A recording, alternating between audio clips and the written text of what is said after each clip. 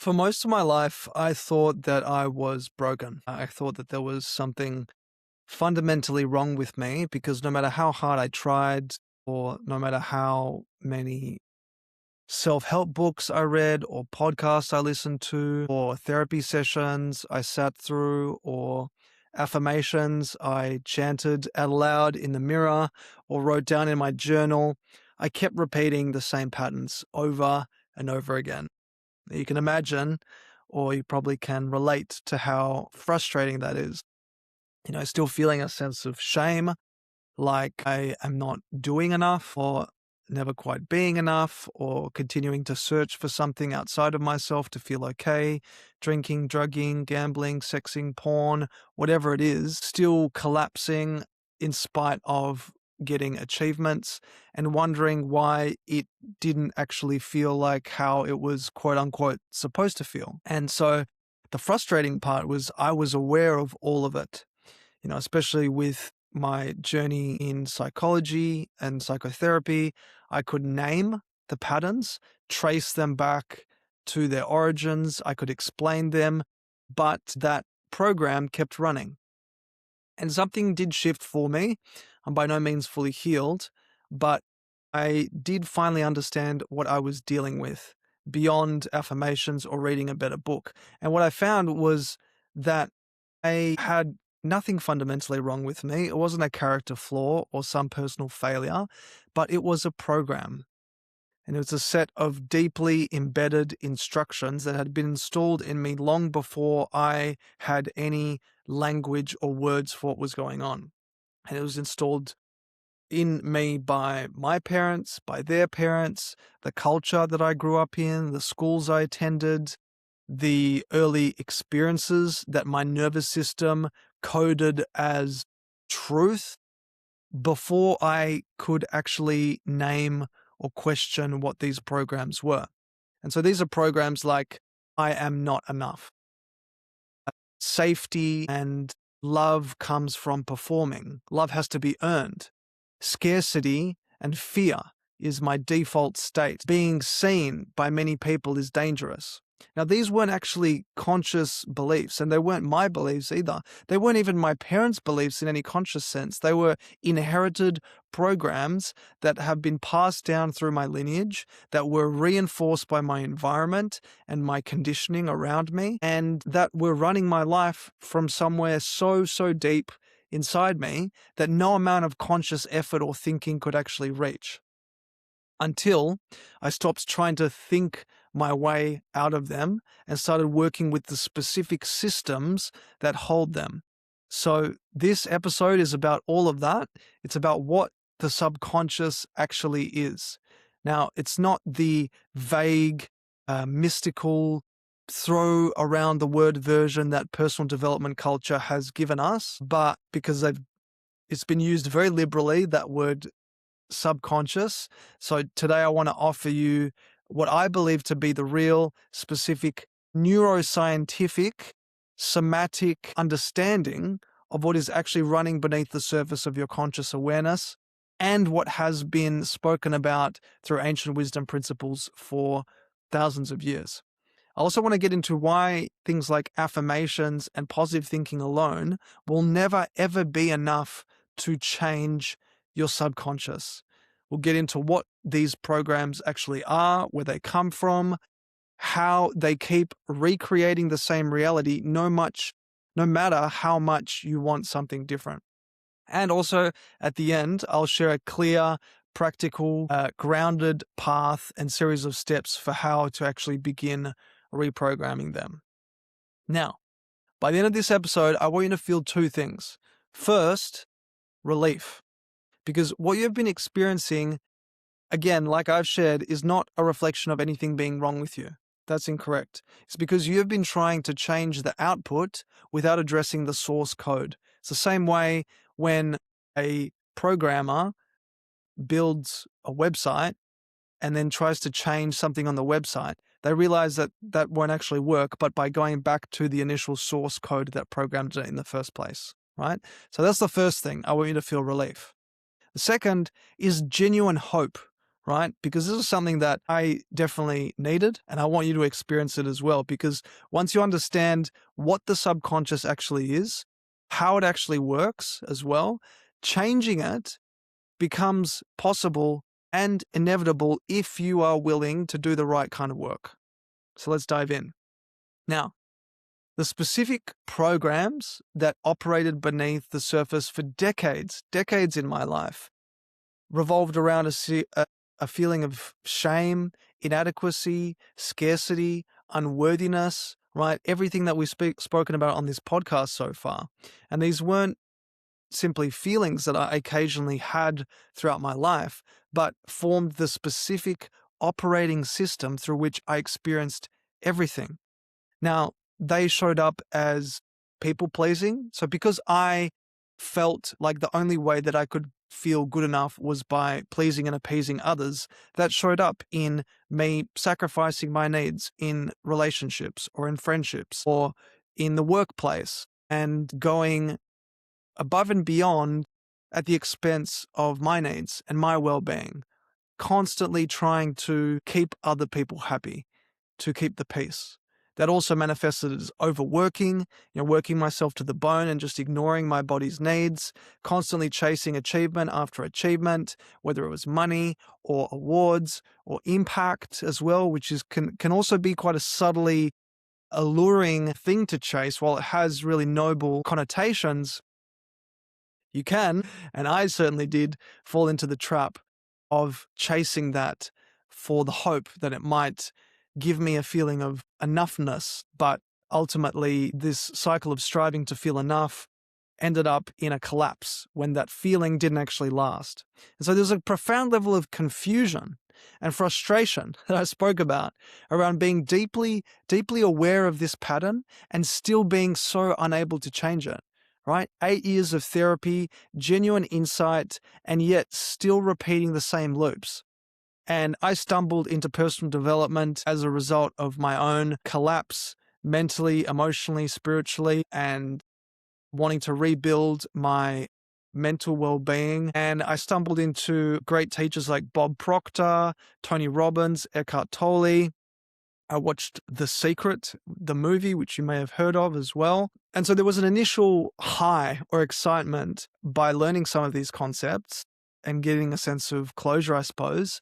But then that was quickly followed by frustration because I kept trying to think my way out of something that actually operated below my conscious thought. And so we'll get into what that actually means shortly. But the realization was this achievement chasing, addicted, shameful, inadequate, degenerate, and people pleasing perfectionist is not who I am. It's not who I am. This is a program that I inherited.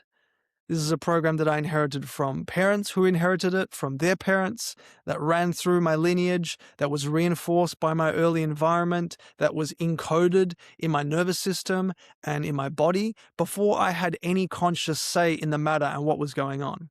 So the shift from trying to change my thinking to beginning to understand and to work with the actual systems that hold this subconscious programming through somatics, breath work, shadow work, emotional processing is what changed. Now, what the hell is the subconscious?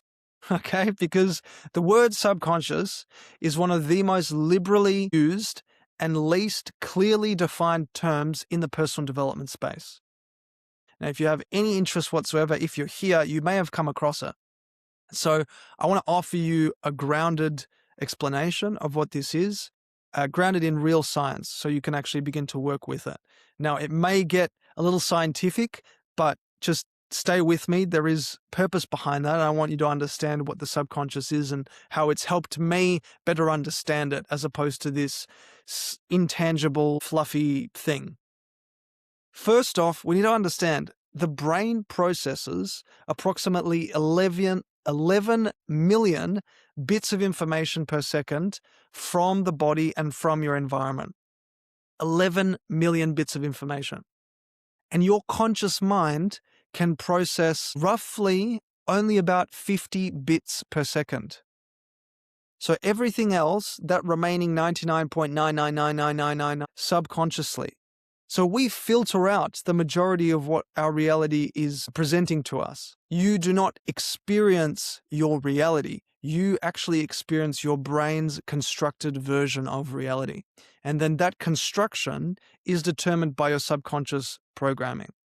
So the subconscious is not one thing. It's actually a network of specific brain systems that each play a distinct role. And I want to give a shout out to On the Brain as well, who's helped me better understand this as well more clearly. And it starts with the default mode network, or DMN.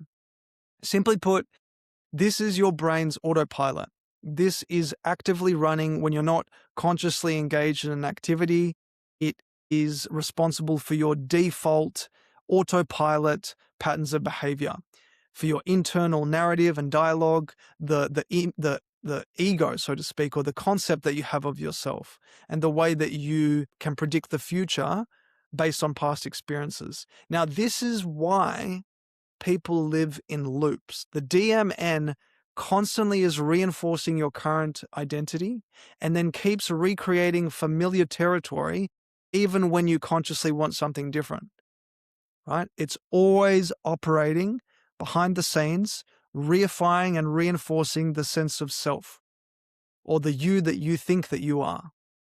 Now, using tools like meditation or breath work, hypnosis, certain plant medicines are super effective at quietening or silencing the default mode network and creating the conditions in the environment for you to experience a genuine identity shift.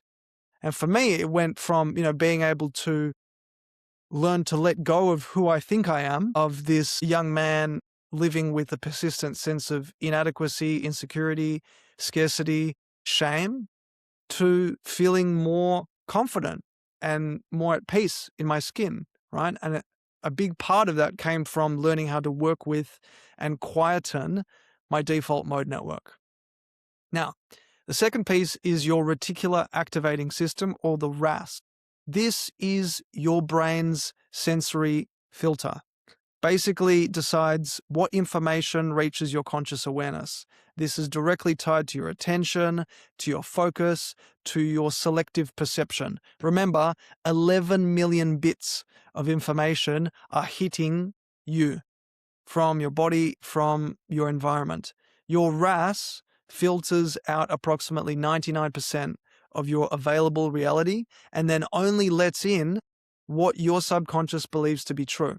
And this is exactly why two people in identical circumstances can experience completely different realities, right? It's why a guy who is out on a date waiting for his partner to show up and is running late, one man can look at that and look at the time and watch 10, 15, 20, 30 minutes go past and get super frustrated and pissed off. And another man can become genuinely concerned and worried, right? Same circumstances, but two completely different realities, because these two men are running completely different filters. And this is exactly why what you focus on genuinely does expand. Where focus goes, energy flows. Your RAS begins filtering for evidence of what your subconscious believes and expects. It's like when you buy a new car, you start seeing it everywhere, right? Because your reticular activating system has named this as something important, something to expect. And then you're actively selecting for it in your environment. So it seems like you're seeing more of it, but you're just paying attention to what was already there. Now, the next piece is the reward system. The dopamine system is largely the subconscious, right? So this drives your habits, your motivation, your desire, your relational behavior, how you show up in friendships and relationships. And your habits form through a stimulus response loop that eventually bypasses your conscious decision-making entirely. Now, addiction research shows how powerfully behaviors can become hardwired through your reward system, So what's important to know is you can actually begin hacking your reward system consciously. You can attach dopamine to the new behaviors and identities you want to install as opposed to the old ones. And I'll share at the end some really practical tools for you to do that so you can actually get the most out of your reward system. Now, the next piece is the limbic system. This is the emotional center of your brain. Your amygdala, which is your threat detection system, stores emotional memory and generates these threat responses. Then you've got your hippocampus, which forms and retrieves memories and builds your mental map of the environment. And most emotional memories are stored subconsciously and influence your behavior without your awareness. So what happens is when we feel like we're in danger, when the amygdala is activated, your prefrontal cortex, which is responsible for creativity, problem solving, intuition, that drops. And that's exactly why you can't make wise, well-informed decisions when you're in a triggered or flooded or hypervigilant state. So you calming your limbic system is not optional. If you want to reprogram your subconscious, it is absolutely essential. Now, the cardiac nervous system is also one worth mentioning. Your heart that's beating right now has its own nervous system, and it communicates with your brain via the vagus nerve. So your vagal tone can regulate your sense of emotional stability and nervous system balance. The HeartMath Institute have done research into this and spoken about heart rate variability that's directly linked to your intuition, your emotional regulation, and the receptivity of your nervous system to new programming. Now, when you have a highly toned vagus nerve, it creates the conditions under which new programming, new standards, new identities can actually land and can take root. That's why coaches, practitioners who dabble in hypnosis and somatic and subconscious reprogramming work always begin with relaxation, because you cannot reprogram a braced and defended nervous system that's on high alert. We also have the enteric nervous system, otherwise known as your gut brain. And this is the second brain that we have in our gut, which has about 500 million neurons that communicate bidirectionally with your brain via the vagus nerve. So when you are at a party and someone walks in the room and they come up to you and you get a gut feeling like, oh, this person's a little bit creepy or unsafe to be around, that's not random. That's actually a biological signal that you're getting. And the state of your gut and how accurate these signals are will directly influence your mood, your decision making, and the quality of your subconscious processing. So healing your gut and understanding the importance of nutrition as a form of nervous system care is a really important part of this reprogramming picture. And lastly, thanks for sticking with me, we have the peripheral nervous system, or the somatic body. Now, this in many ways was the missing piece for me. And the missing piece that I believe most personal development culture omits or leaves out, but is starting to get more and more airtime, which is great, and basically speaks to this whole notion that emotions are not consciously, emotions that are not consciously processed do not disappear. They end up being stored in your body's tissue, in the fascia, in your musculature, in your organs as well. I've spoken about Bessel, van der Kolk, and the body keeps the score at length, and I continue to do that because it's very important research and evidence that we're pointing to here, which is that the body, your body, holds subconscious programming in a way that the brain cannot fully or completely access or resolve. And somatic memory is the emotional residue. It's like an emotional charge of past experiences, early childhood experiences, incomplete stress responses. These emotional charges are encoded in the body, and in many ways are the deepest layer of your subconscious. This is exactly why talking, rationalizing, intellectualizing, doing talk therapy, thinking, trying to change your thoughts alone will never be enough. Your body has to be included. Okay? Now, the question that you might be thinking is, well, where do these programs actually come from? Now, for all of us, it comes from conditioning. It comes from patterns, behaviors, emotional responses that you absorbed from your environment during those formative years of around 0 to age 7. So around family, culture, school, media, even religion, the nervous system of a child is extraordinarily impressionable. And in the theta brainwave state for those first 7 years of life, it is absorbing everything in the environment as literal truth without any conscious filtering mechanism. So if your parents are fighting about money and how there's never enough, that gets absorbed as truth. And so if growing up money felt scarce or there was never enough, that then becomes your operating system and way of relating to money now as an adult. Bruce Lipton talks about this window or period in an early childhood in his book, The Biology of Belief, which is definitely worth reading.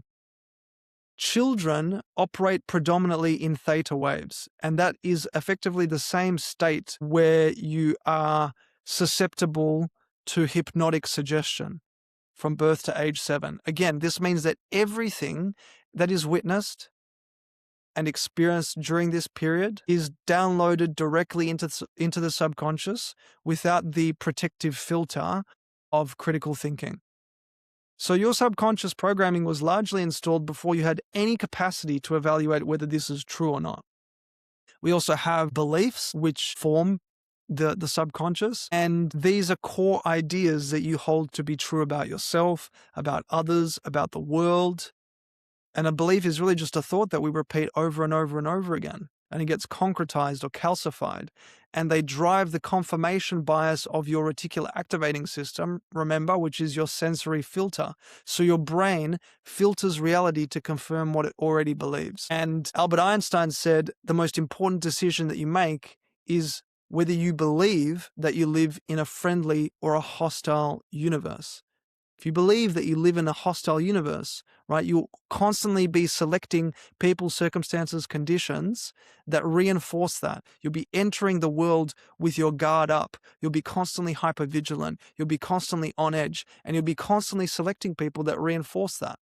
The same goes. If you believe you are not enough, your RAS, your reticular activating system, will selectively attend to every single piece of evidence that confirms the belief that you are not enough. It will literally miss all the compliments, all the praise, all the achievements, all the milestones. It will filter out all of that evidence and consistently confirm that you are not enough. Then we have your identity, right? This is the you that you think you are. Right? This is your ego and the I am statements that form your self-image or your perception of self. Now, these are among the most powerful subconscious programs because the brain will always do everything in its power to remain consistent with its current identity. Now, if your identity is, I am someone who struggles financially, then your nervous system will create an upper limit problem or an internal ceiling that constantly sabotages any progress beyond that threshold. The programs also come from automatic thought loops, right? Which you could probably relate to is that repetitive inner narrative, that inner dialogue that's constantly running without your conscious effort. You've got the inner critic, the catastrophizer, the voice that says, who do you think you are? Now, these loops are not you. They are programs that are running on autopilot. And there's also nervous system wiring, which is where these programs come from. Now, the body, it's basically how the body has learned to respond to perceived safety or danger. Now, if the nervous system learned early that being visible with your expression, with your gifts, with your joy, with your authenticity was unsafe, or that intimacy and being vulnerable was dangerous, or that success meant that you would be abandoned by people close to you, then your nervous system wiring will produce exactly the behavioral patterns that keep those threats at bay, even when the original threat was decades in the past. Now, this is a real breakthrough for me here, which is why thinking your way out of this doesn't work. Now, there are some great tools like affirmations, visualizations, and positive thinking. However, these tools engage your conscious mind, your prefrontal cortex, right? Genuinely powerful, genuinely important, but the prefrontal cortex accounts for a really tiny fraction of the total subconscious processing happening at any given moment. Like I was saying before, right? 11 million bits of information is coming to us from our body and our environment, but we can only process 50 bits. So the conscious mind isn't in charge here. It's just the most recent evolutionary addition to the human brain. Now, the older, deeper systems that have been running for hundreds of millions of years have enormous inertia and a greater impact on processing and constructing your reality. I remember when I watched The Secret for the very first time, and I got into law of attraction, which you may have heard of, and it gave millions of people an important idea that the mind participates in the creation of your reality, but it left out the most important part. You cannot attract to you what your nervous system does not feel safe holding. So you can visualize abundance and a big bag of money all day, and your nervous system will sabotage you the moment that it gets close, because the subconscious identifies abundance as unfamiliar, and then unfamiliar equals a threat. Gay Hendricks in The Big Leap, another great book, talks about this upper limit problem. So the nervous system is creating an internal thermostat set to a certain level of success, love, joy, and freedom that we can experience in life. And so whenever you exceed that threshold, something inside you actually pulls you back. And this isn't you being self-destructive or self-sabotaging. It's just your subconscious doing its specific job. It's keeping you safe. It's keeping you in that familiar range where it believes that you're safe. And I love David Bayer's work. Huge shout out to him, and he's gotten me through some really, really dark times. And a lot of his work is centered around your mindset and your thoughts and changing your thinking and how that can help change your reality. It's genuinely valuable. And it is an important piece, but of a larger picture. Your mind does shape reality, but the mind is not just the conscious thinking mind. It's the entire nervous system.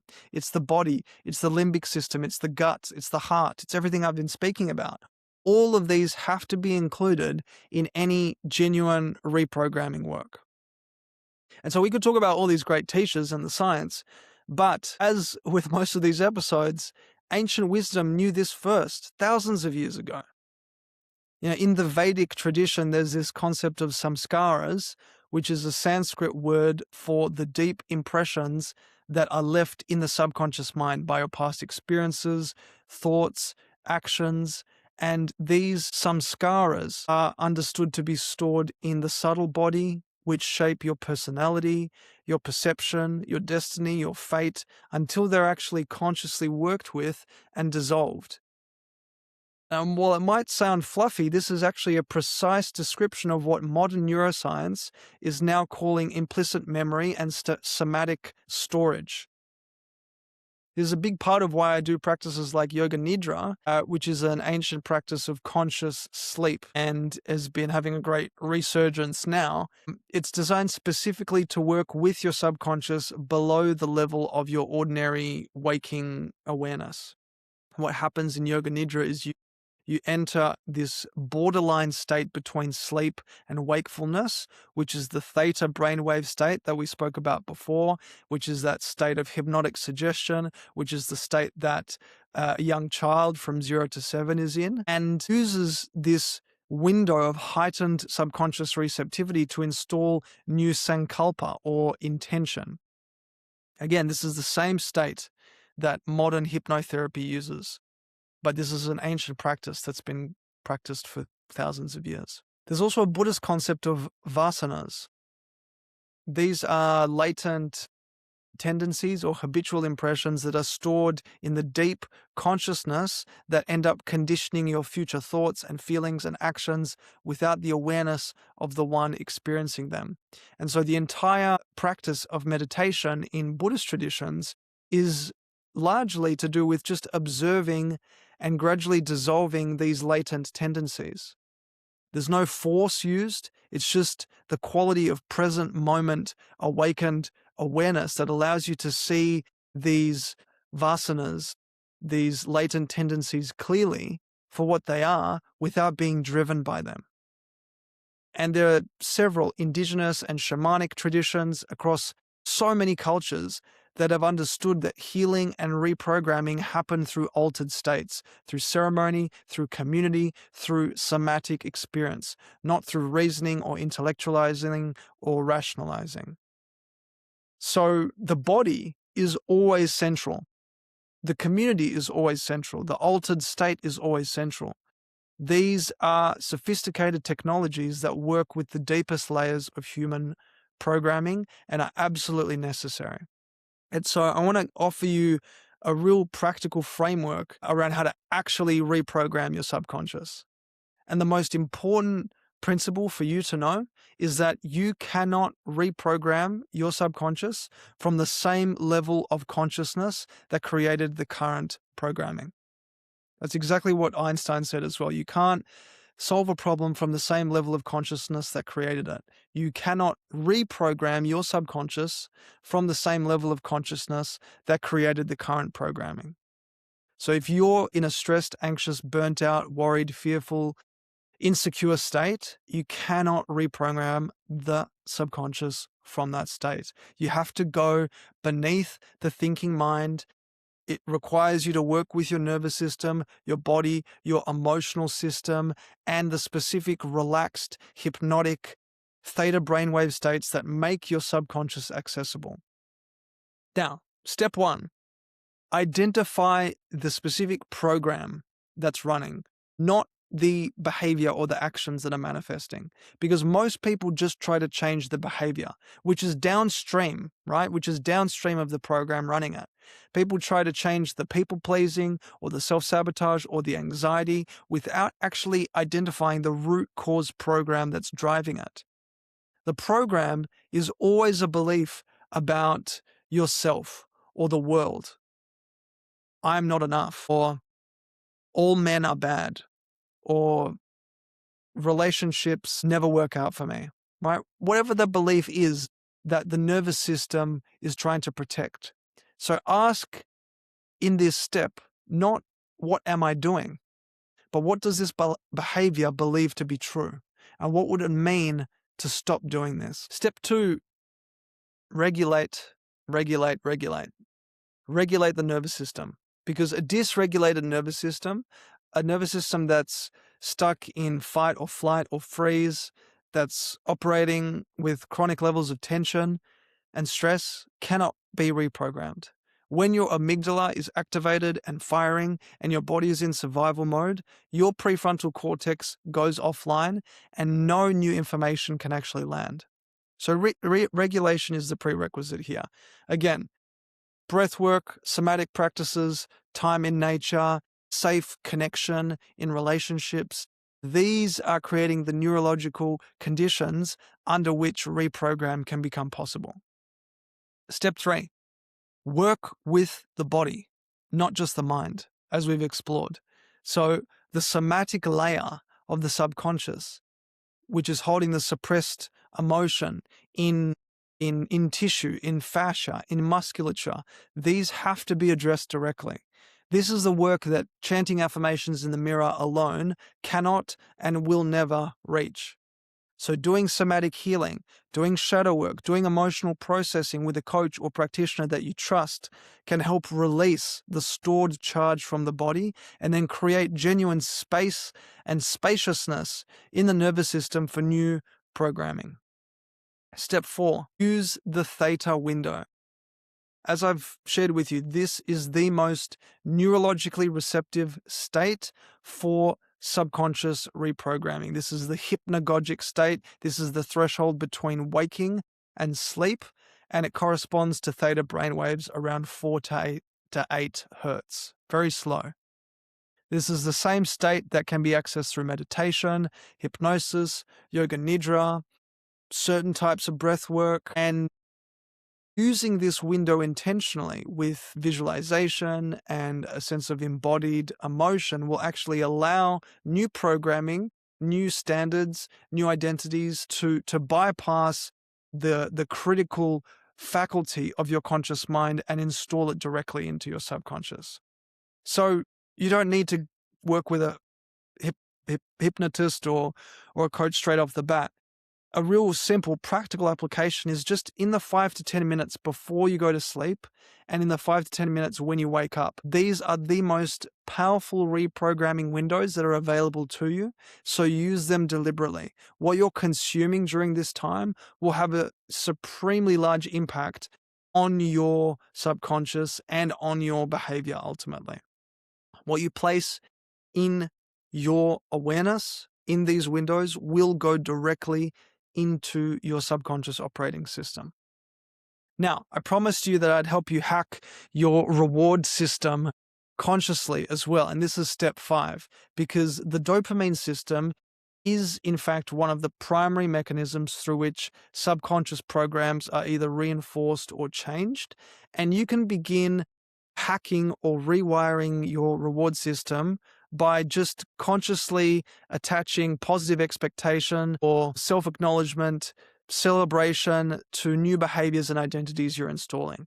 So if you want to get fit and healthy and strong and you want to go to the gym, get into a habit and a practice of praising yourself, getting around yourself, setting positive expectations around your completion of a workout, and actually, be your own best cheerleader.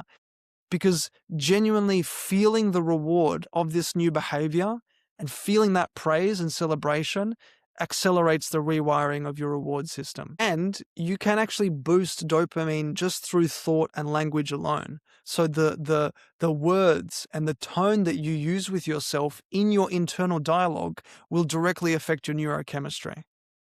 Step 6, use your environment as a reprogramming tool. Right? So your hippocampus, which we explored earlier, builds this mental map of your environment, and then that map becomes part of your subconscious baseline. And you probably heard you're the average of the 5 people that you spend time with. That could not be more true. So change your environment, change the spaces that you spend time in, the people that you're surrounding yourself with, the inputs that you're allowing, from the news or from social media. This is a direct mechanism of using your environment as a reprogramming tool. Step 7, prime your RAS, your reticular activating system, with intention. So your reticular activating system, as we explored, filters your reality based on what your subconscious believes to be important and what it believes to be true.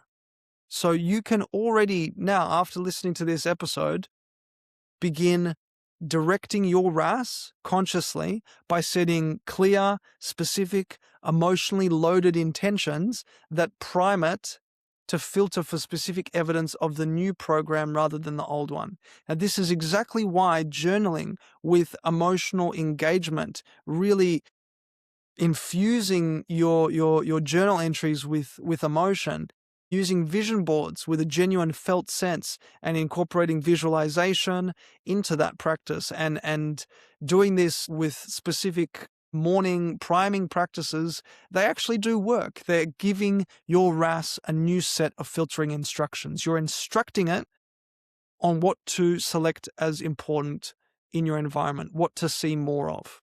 Okay? So that was a lot, but I wanted to give you as much as I possibly can in a very grounded scientific way as well, to show you that first and foremost, you are not broken and you have never been broken. You've just been running a program that was installed before you had any say in the matter by people who were also running programs that they themselves had inherited. So if you could relate to my story, right? Like the shame and the scarcity and the unworthiness and the people pleasing And the ceiling that keeps appearing every time you get close to something real and meaningful, none of it is you. It's not a reflection of you or your character or any flaws or anything like that. It is a code. Just how, in the same way that computer codes can be rewritten, this code can be rewritten. But it can't be rewritten through willpower or through positive thinking alone. It does require you to work with your whole system. The nervous system, the body, the emotional layer, the brainwave states, the environment, the reward system, all of it, right? And I know it might seem like a lot. And so for today, just pick one to focus on for the next few weeks. Just one. If it's the reward system, just focus on that and getting into a habit and practice of being your own best cheerleader and just getting around yourself when you complete a task that is aligned with the new behavior that you want to install.